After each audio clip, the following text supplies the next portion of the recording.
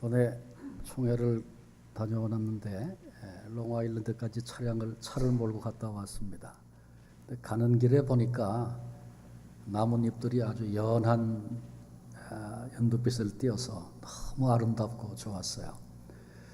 그런데 며칠 만에 돌아오는데 나뭇잎 색깔이 훨씬 더 짙어진 것을 보았습니다.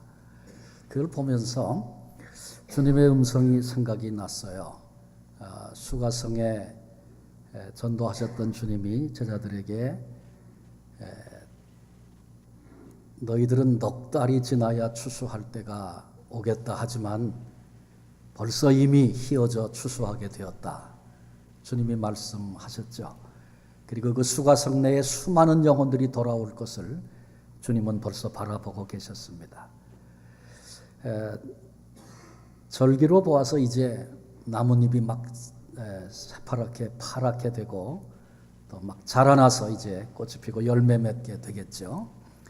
그러나 영적으로는 주님이 말씀하신 것처럼 열매를 거두어 하나님께 영광을 돌려야 할 그런 때가 우리가 살고 있는 이 시대 오늘임을 우린 다시 생각해야 합니다. 물이 흘러서 바다로 들어가죠.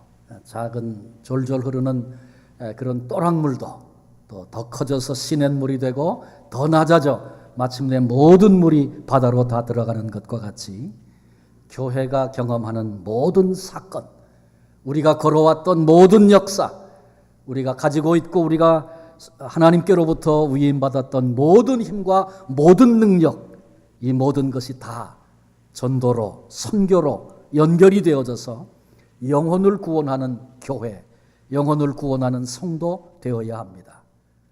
어느 시대든 복음을 전할 때 감사합니다. 그리고 받는 경우는 거의 없습니다.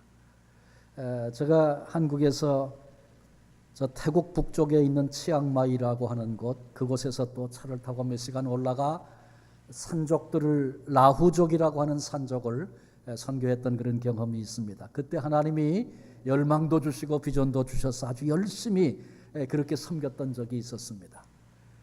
그리고 캐나다에 이제 와서 몇 년이 지난 다음에 교인들을 이끌고 제가 경험했던 그 은혜의 자리였던 라후족 또 가고 보고 싶어서 제일 먼저 선교팀을 끌고 거길 또 갔었습니다.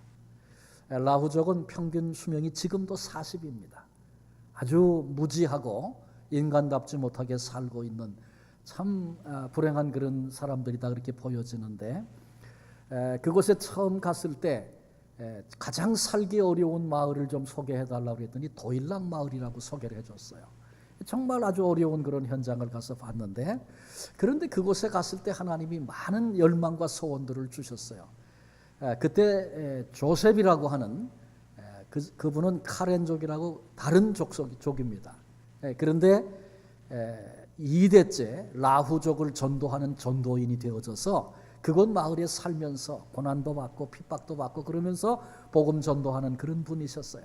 그분을 만나서 그 지역을 품고 아주 여러 가지로 섬겼고 그분이 많은 수고하는 것을 지켜봤던 적이 있었는데, 캘거리에서 또 교인들 데리고 거길 갔는데 그분은 다른 데 멀리 가서 사역을 하시더라고요. 근데 제가 왔다는 얘기를 듣고 오토바이를 타고 멀리서 떡을 해가지고 왔어요. 그래서 이게 웬 떡이냐 그랬더니 그 전에 도일락 마을 섬길 때 너무 귀하게 그렇게 섬겨주셔서 감사의 마음이 제 안에 있어서 감사의 떡을 해왔습니다. 그래서 그 떡을 내놓고 같이 먹었습니다. 근데 먹으면서 그분이 얘기를 하는데 뭐라 그러냐 하면, 지금은 우리 라후족이 너무 무지하고 어리석고 그래서 잘 모르지만 과거에 서양 선교사들이 그곳에 와서 섬길 때에는, 사역을 할 때에는 우리들 위해 그들이 군림하려고 했습니다. 그런 얘기를 하더라고요.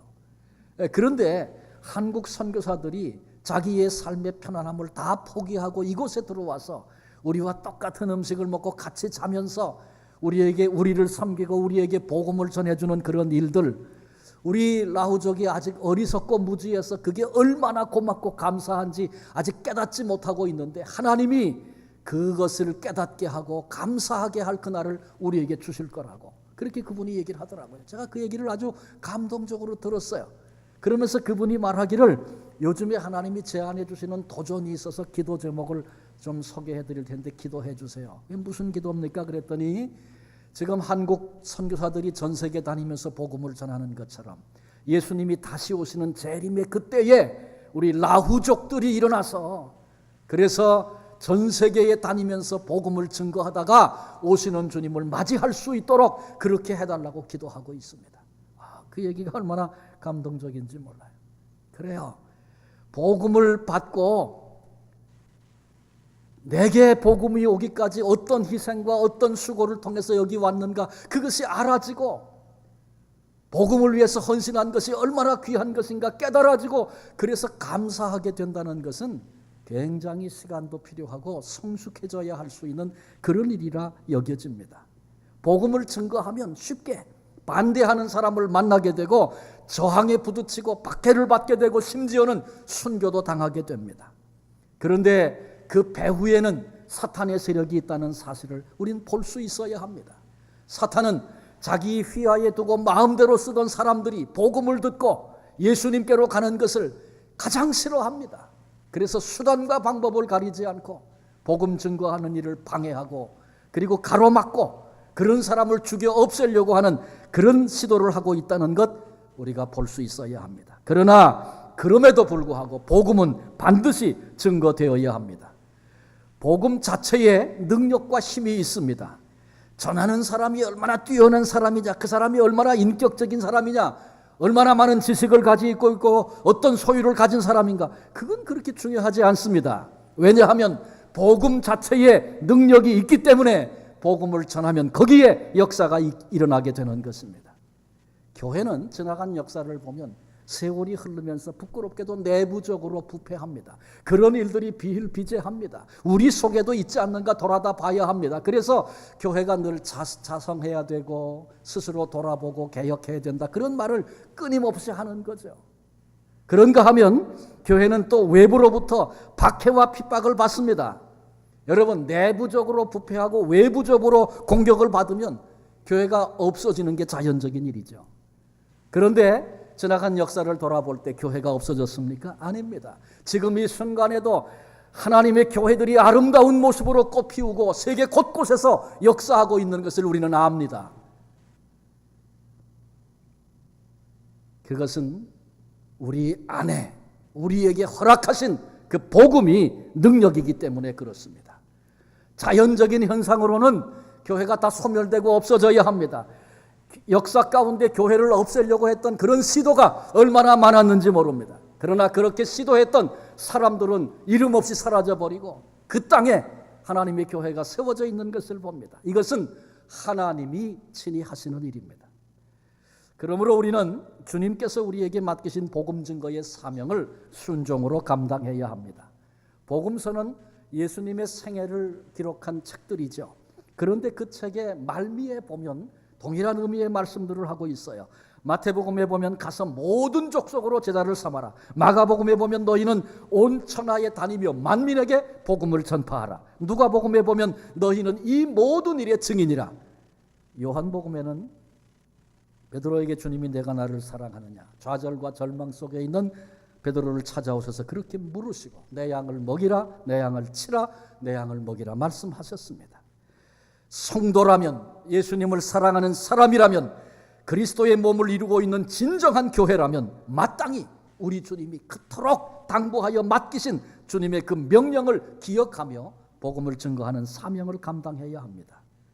오늘 이제 우리가 사도행전 17장을 읽기 시작했는데, 사도행전 17장은 사도 바울이 2차 선교 여행을 하던 중에 유럽으로 가게 되죠. 환상을 보고 아시아로 가는 길을 성령께서 막으시고, 그래서 마케도니아 첫 성이었던 빌립보에 들어가서 복음을 전하고 거기서 겪었던 어려움들 또 열매들 우리가 함께 살폈습니다. 그리고 이제 17장에 와서 마케도니아 지경의 세 도시를 계속해서 바울이 방문을 하는 이야기가 17장 전체에 나와 있습니다. 그 지역이 데살로니가고 베레아고 그리고 그 다음에 아덴입니다. 그곳에서 바울이 복음을 전했고 그들의 반응을 본 17장이 기록을 해주고 있는데, 오늘 우리가 읽었던 말씀 데살로니가에서 복음 전하는 이야기 함께 살피려고 합니다. 바울과 실라가 에그나티안 대로라고 불려지는 그 길을 따라서 빌립보에서 160km가 떨어져 있는 데살로니가에 이르게 됩니다. 데살로니가는 마케도니아의 수도입니다. 고린도 외에는 경쟁할 상대가 없는 상업의 중심지이기도 합니다. 당시에 자체적으로 화폐를 주조할 정도였으니까 대단한 경제력을 가지고 있는 땅이었다 볼 수 있습니다. 여전히 로마의 지배를 받는 곳이었고, 그러나 헬라인들이 압도적으로 많이 거기 살았습니다. 근데 바울이 데살로니가에 3주 정도 머물면서 복음을 증거했다고 본문이 말합니다. 그러니까 그 사역이 아주 긴 사역이 아니었습니다. 짧은 그런 사역을 했는데 그 사역이 매우 효과적이었다, 그런 것을 우리가 느낄 수 있습니다. 왜냐하면 얼마 후에 바울이 데살로니가에 첫 번째 편지를 보냈을 때 그 1장에 보면 바울이 기도할 때마다 너희들을 생각하면서, 데살로니가 교회와 성도들을 생각하면서 하나님 앞에 감사한다는 거예요. 너희 속에 믿음의 역사가 있고 사랑의 수고가 있고 소망의 인내가 있는 것을 내가 보고 내가 알기 때문에 하나님 앞에 기도할 때마다 너희로 인해서 감사한다. 주의 말씀이 너희로부터 마게도니아, 아가야만 아니라 하나님을 향하는 너희 믿음의 소문이 각처에 퍼졌기 때문에 너희들을 소개하려고 내가 다른 말을 할 필요가 없다. 그렇게 바울이 말할 정도로 데살로니가에 성도들이 일어나고 교회가 세워지고 이런 역사가 있었습니다. 바울의 사역, 우리가 계속해서 살펴봤던 것처럼 우선적으로 유대인 회당에 달려가서 복음을 전했어요. 본문에도 보니까 새 안식일 성경을 강론했다. 바울에게 생겨진 선교 전략이라고 말씀 이미 드렸죠. 회당에 가면 거기는 경건한 유대인들이 거기 살고 있습니다. 거기 회당에 나와서 하나님을 예배하고 말씀을 배웁니다. 유대교인들이죠. 바울은 언제든지 동족을 최우선으로 먼저 생각하고 유대인들에게 복음 전하기를 기뻐했습니다. 그 다음에 회당에 가면 이방인들을 만날 수 있는데 그 이방인들은 일부는 유대교로 개종한 사람들입니다. 그래서 성경을 믿고 하나님을 믿는 그런 사람들이고, 그 다음에 아직 개종하기 전에 있는 사람들이 거기 있다면 그들은 하나님을 찾고 진리에 목말라 하는 그런 사람들임에 틀림이 없습니다. 근데 그들에게 바울이 접근하고 있는 방법을 보여주고 있는 네 가지 중요한 단어가 2절과 3절에 나옵니다. 먼저 강론하며, 설명하면 토론을 했다는 거죠. 성경을 가지고 질문하고 응답을 통해서 대화를 했다는 것입니다. 그 다음에 뜻을 풀어 설명했다는 거죠. 성경 구약을 믿는 사람들이라 그랬어요. 그래서 그 얘기가 무슨 얘기인지 설명을 했고, 세 번째 증언하고 증명했다는 것입니다. 그리스도의 죽음과 부활에 대해서 이제 바울이 증명을 하고 이르되 선포했다는 것입니다. 내가 말한 예수가 곧 그리스도라고 그렇게 선포했습니다. 존 스타트 박사는 기독교는 본질적으로 부활의 종교다 그렇게 말했습니다. 부활의 개념이 그 심장부에 자리하고 있는데 만일 그것을 제거해버린다면 기독교는 파괴되고 말 것이다 그렇게 말했습니다. 바울의 경우를 보면 바울은 부활의 증인으로 부르심을 받은 사람이었습니다. 그래서 그의 메시지의 핵심이 예수 그리스도의 십자가와 죽음 그리고 부활이었습니다. 그분이 곧 메시아고 그분이 곧 구약 성경에 말씀하시던 그리스도라고 그렇게 증언하고 있는 것이죠. 이 3주간의 사역의 결과는 한마디로 말해서 성공적이었습니다. 믿는 사람들이 많이 일어났습니다. 4절에 보니까 그 중에 어떤 사람 곧 경건한 헬라인의 큰 무리와 적지 않은 귀부인도 고난을 받고 바울과 실라를 따르나 이렇게 말씀하고 있어요. 근데 이 본문에 그 원문에는 곧이라고 하는 단어가 없어요. 근데 한국 번역에 곧이라고 하는 단어를 썼습니다. 여러분, 이 곧이라고 하는 단어를 쓰면 의미가 이런 거죠. 어떤 사람 곧 경건한 헬라인의 큰 무리, 적지 않은 귀부인. 그러니까 어떤 사람이 누구냐 하면 경건한 헬라인의 큰 무리 그리고 적지 않은 귀부인들 이런 얘기입니다. 그러나 원문대로 곧을 빼고서 번역하면 이런 의미가 되는 거예요. 그 중에 이게 유대인들입니다. 유대인 중에 어떤 사람들은 믿고 또 경건한 헬라인의 큰 무리와 적지 않은 귀부인도 권함을 받고 바울과 실라를 따랐다 그런 얘기입니다. 그러니까 바울과 실라의 증거하는 복음과 설교를 듣고 믿은 사람들이 두 종류가 나오는데, 한 종류는 약간의 유대인들입니다. 그리고 또 다른 종류의 사람들은 많은 수의 개종자들인 헬라인들 그리고 적지 않은 수의 귀부인들. 그래서 유대인들을 포함하여 상당한 열매를 거두게 되었다는 것입니다. 그러나 바울이 복음을 전할 때 모두가 다 기쁨으로 복음을 받은 것은 아니었습니다. 믿지 않는 유대인들은 복음의 성공, 많은 사람들이 예수님께로 돌아오는 이 역사를, 믿음을 갖게 되는 이 역사를 보면서 시기하는 마음이 불처럼 일어났습니다. 바울은 이방인들이 구원을 경험하게 되면 유대인들이 자극을 받고 더 깊이 성경을 연구하면서 약속된 메시아가 예수 그리스도이심을 발견하기를 원했습니다. 그러나 그들은 그렇게 하지 않고 오히려 그 모습을 보면서 분노하고 그들을 박해하기 시작했습니다. 말씀드린 것처럼 이것은 사탄의 충동질이 여기 있었고, 그리고 그 충동질대로 유대인들이 끌려가고 있는 그런 얘기입니다.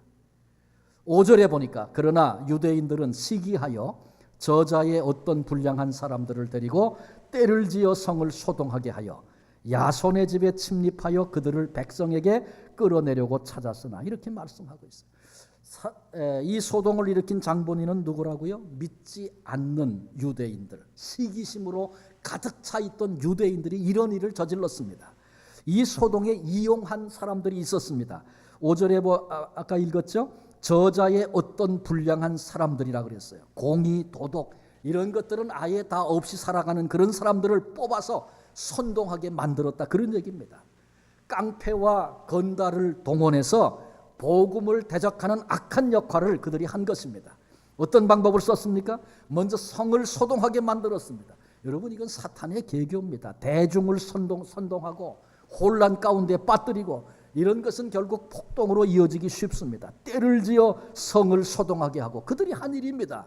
그 다음에 또 한 가지는 야손의 집에 침입을 했다 그랬어요. 야손의 집은 본문의 말씀을 보니까 바울과 그 일행이 야손의 집에 그 3주간 머물렀구나, 그걸 알게 됩니다. 사도들이 묵고 있던 그런 집이었습니다. 그러니까 먼저 야손이 바울 일행을 통해서 복음을 듣고, 그리고 예수님을 영접하고, 그리고 바울 일행을 자기 집에 머물게 했던 것으로 그렇게 생각이 됩니다. 만약에 야손이 불법을 저질렀다면 법대로 처리하는 것이 마땅합니다. 그러나 저들은 불법으로 오히려 야손의 집을 침입했습니다. 남의 집을 침입하는 것 전혀 잘못된 것이죠. 뿐만 아니라 폭력으로 사도들을 끌어내려고 했습니다. 그런데 마침 다행스럽게도 바울 일행이 거기 없었어요. 출타했던 것 같아요. 그래서 다행히 잡히질 않았습니다. 그런데 이 시기 가운데 빠졌던 유대인들이 사도들을 붙잡는 일을 실패하자 야손과 그 형제들 몇을 관원들 앞으로 끌고 갔다, 그렇게 말씀하고 있습니다.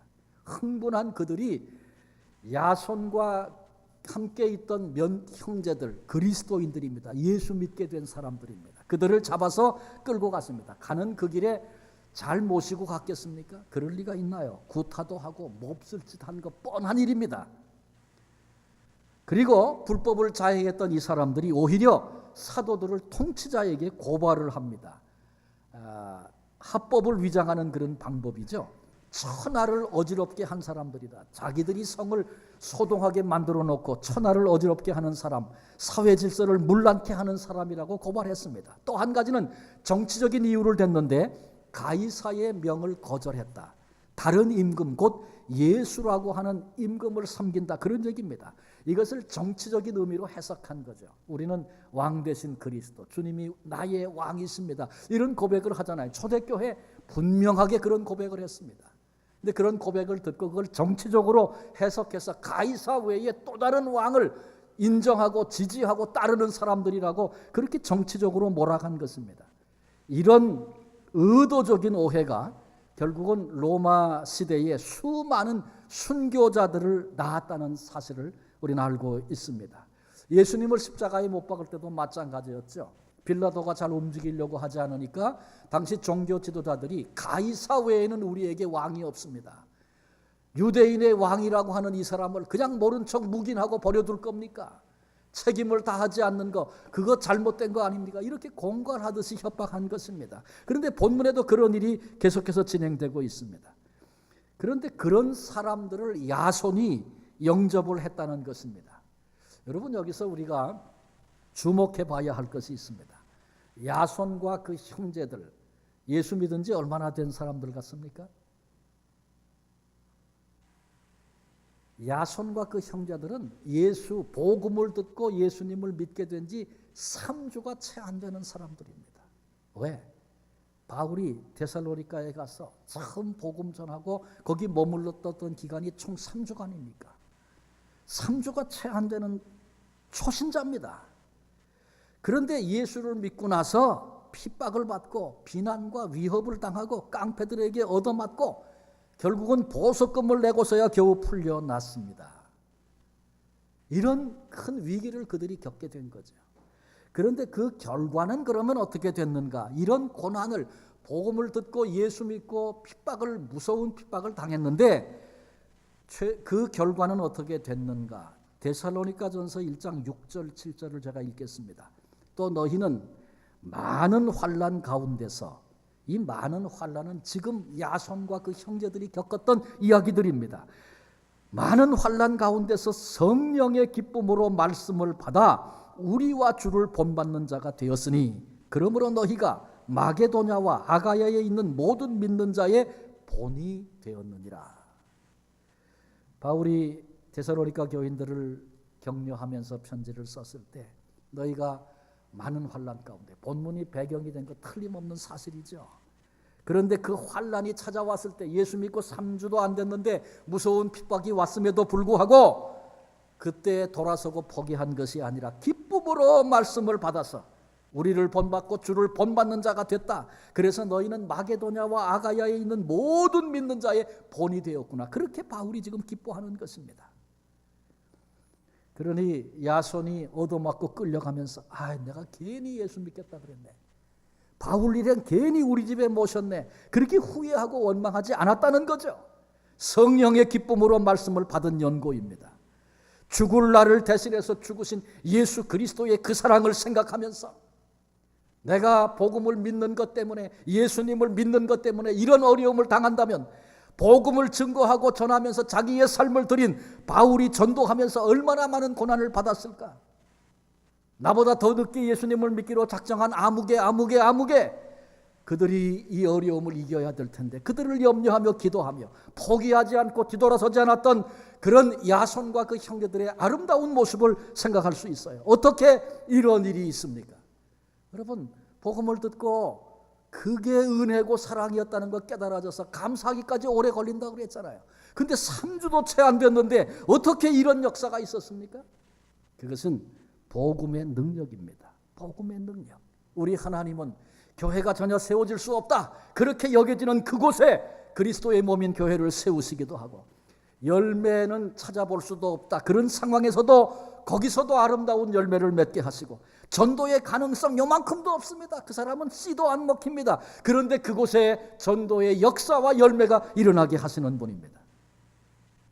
이제 우리의 모습을 좀 돌아보십시다. 사랑하는 성도 여러분, 우리는 복음을 받은 지 얼마나 됐습니까?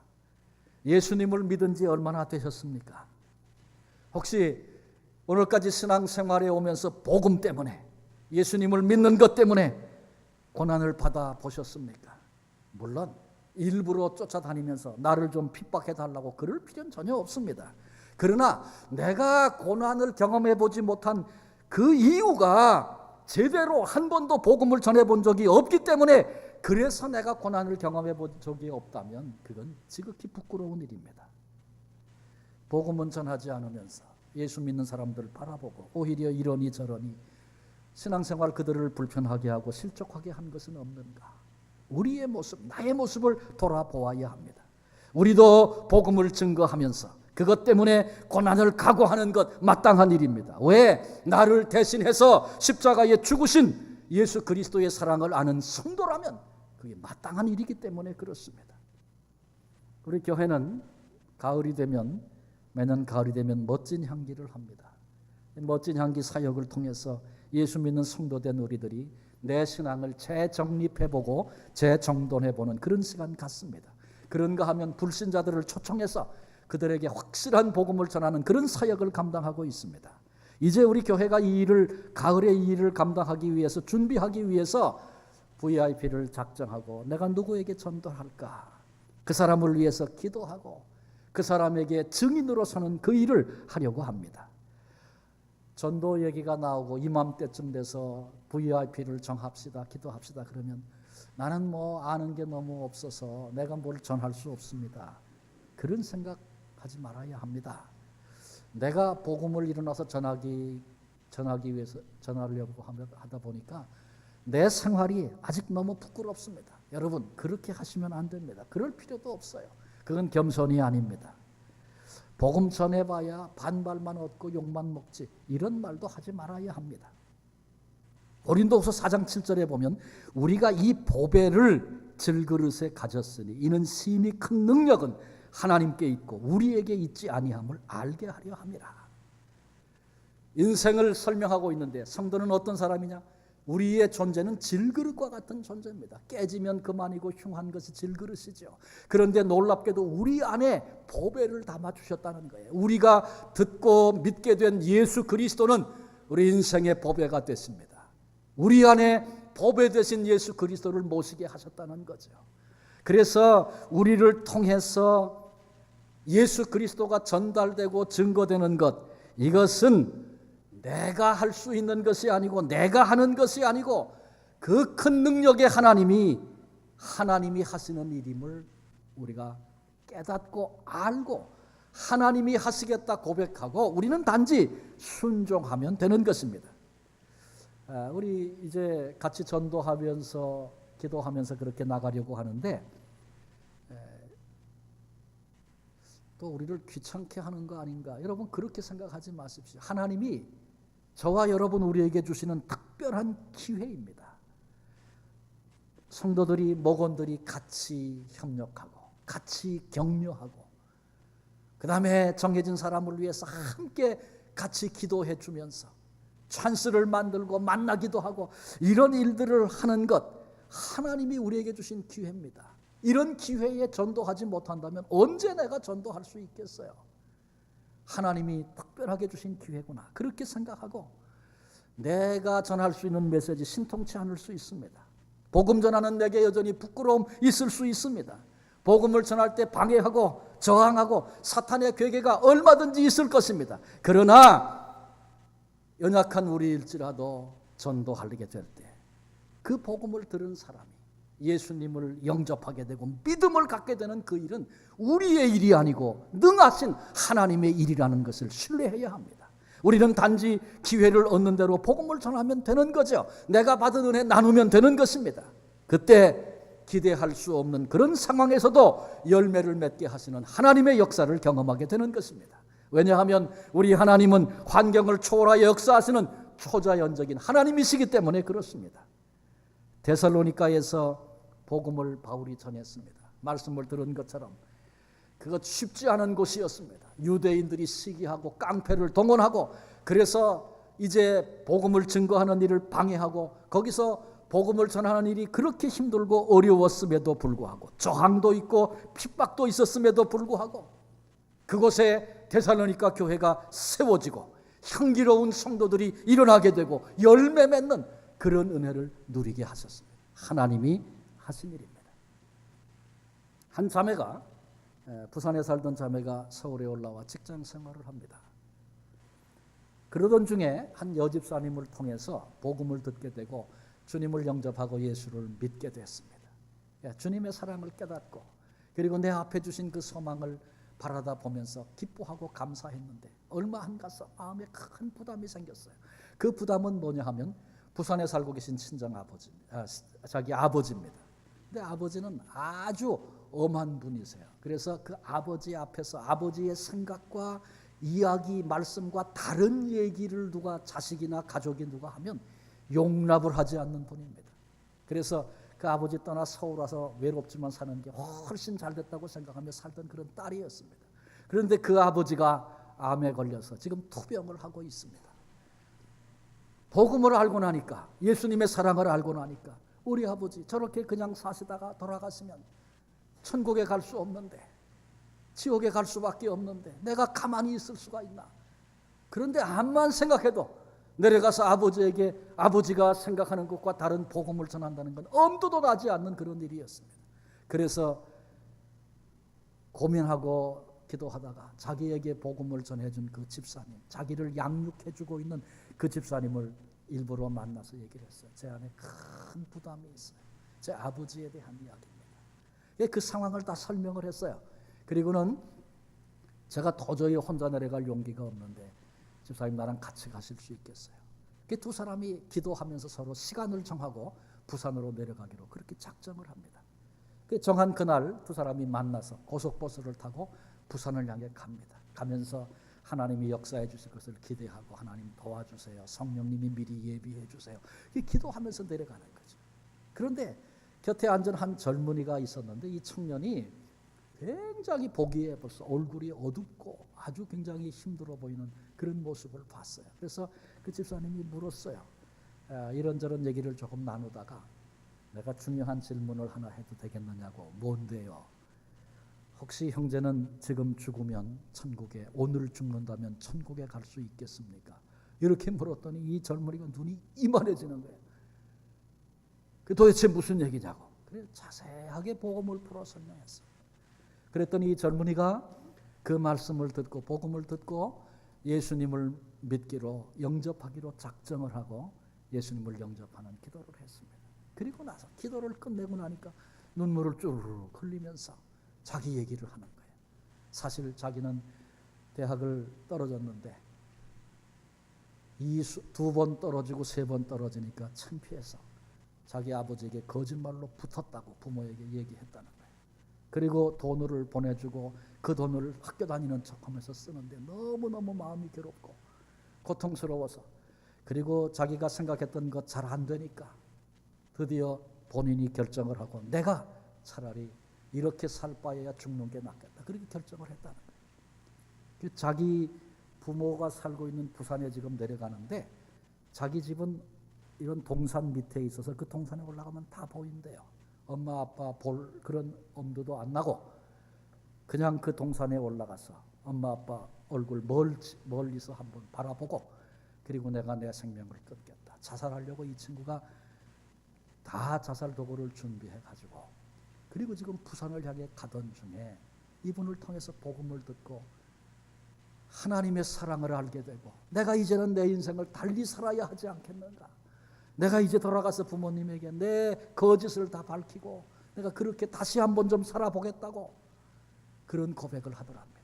그 얘기를 들으면서 야, 하나님께서 전혀 예상치 못했던 이런 열매도 주시는구나. 너무 감사하구나.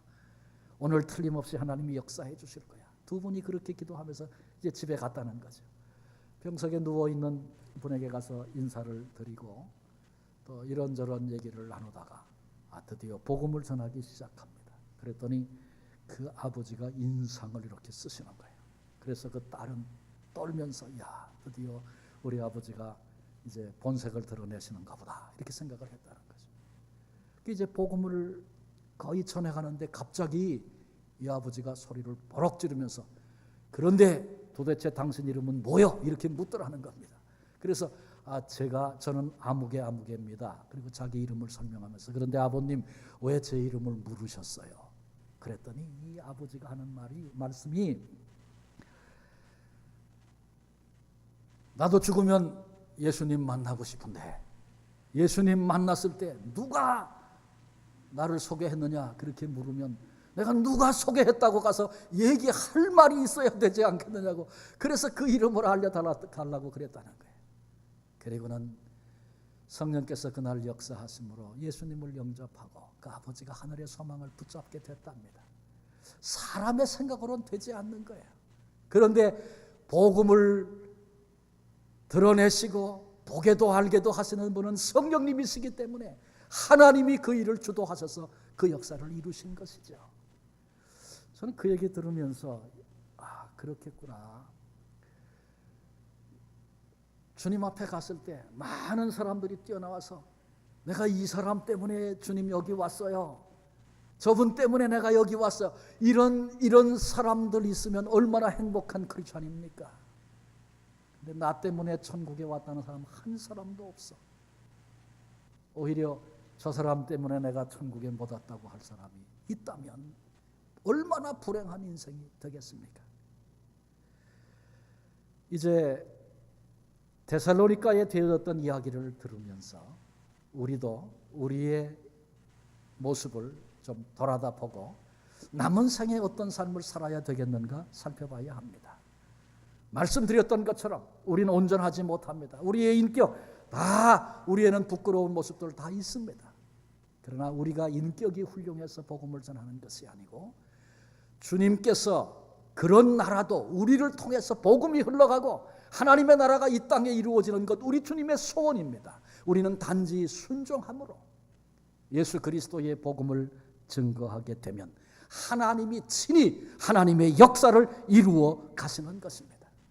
하나님이 구원받은 사람들을 바로 천국에 안 데려가시고 이 땅에 두시는 건 우리를 통해서 복음이 전파되기를 원하시기 때문에 그렇습니다.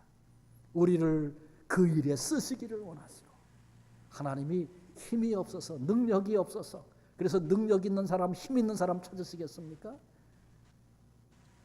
우리로 복음을 위해서 일하다가 하나님 나라 한 모퉁이 감당하고 수고한 자로 그렇게 우리를 주님께서 기쁨으로 받으시기 원하셔서 우리에게 시간을 주시고 기회를 주시는 것입니다. 안 되는 상황 속에서 데살로니가 그 땅 거기에도 교회를 일으키시고 아름다운 성도들을 일으키셨던 하나님의 그 역사를 신뢰하고 난 부족하고 연약한 게 많지만 그러나 주님의 말씀 앞에 우리 모두 각각 순종해서 우리가 교회가 이제 앞으로 이 사역 해나갈 텐데 나는 나이도 많고 또 나는 바쁘고 나는 이제 믿은 지 얼마 안 되고 여러분 데살로니가 교회는 3주 초신자라 그랬잖아요. 그런데 하나님의 역사 앞에 귀하게 쓰임 받았습니다. 우리도 이번 기회에 하나님이 우리에게 주시는 기회요 시간인 줄로 알고 어떤 것으로도 핑계하지 말고 하나님 앞에 우리는 단지 순종하여 나갈 때 하나님이 이루시는 그 역사가 얼마나 귀하고 얼마나 아름다운 것인가 함께 경험하고 하나님께 영광을 돌릴 수 있는 하나님의 역사 앞에 쓰임받는 복된 성도님들 한 분 한 분 되어지시기를 주님의 이름으로 축원합니다. 기도하시겠습니다. 하나님 감사합니다. 데살로니가 지역 참 험하고 어려운 곳이었고 깡패를 동원해서 복음 전하는 사람들을 잡고자 하고 그런 위협과 사탄의 방해와 반대가 있었지만 하나님께서 친히 역사하심으로 바울은 복음 전하고 도망갈 수밖에 없었고 피해갈 수밖에 없는 그런 환경이었지만 하나님께서 뿌려진 씨앗 복음을 통해서 데살로니가의 교회가 세워지고 믿음의 역사와 사랑의 수고 소망의 인내 하나님 앞에 그렇게 살아내는 위대한 사람들이 그 땅에 일어나게 하시고 그리스도의 몸을 이루게 하신 아름다운 이야기를 함께 나눴습니다. 오늘 우리들 이 땅에 두신 이유가 있는 줄로 믿습니다. 이곳 캐나다까지 와 살게 하신 하나님의 계획이 있으신 줄로 믿습니다. 일찍이 복음 듣고 예수의 사람 되게 하셨는데 우리도 이번 주신 기회 속에 복음을 증거하고 증인 되어져서 함께 기도하고 함께 끌어안고 이 열망을 가지고 영혼들을 구원해내는 귀한 사명 감당하는 교회가 되게 하시고 성도가 되게 하여 주옵소서. 이 복된 사명의 자리에 우리를 불러내신 예수 그리스도의 이름으로 기도하옵나이다. 아멘.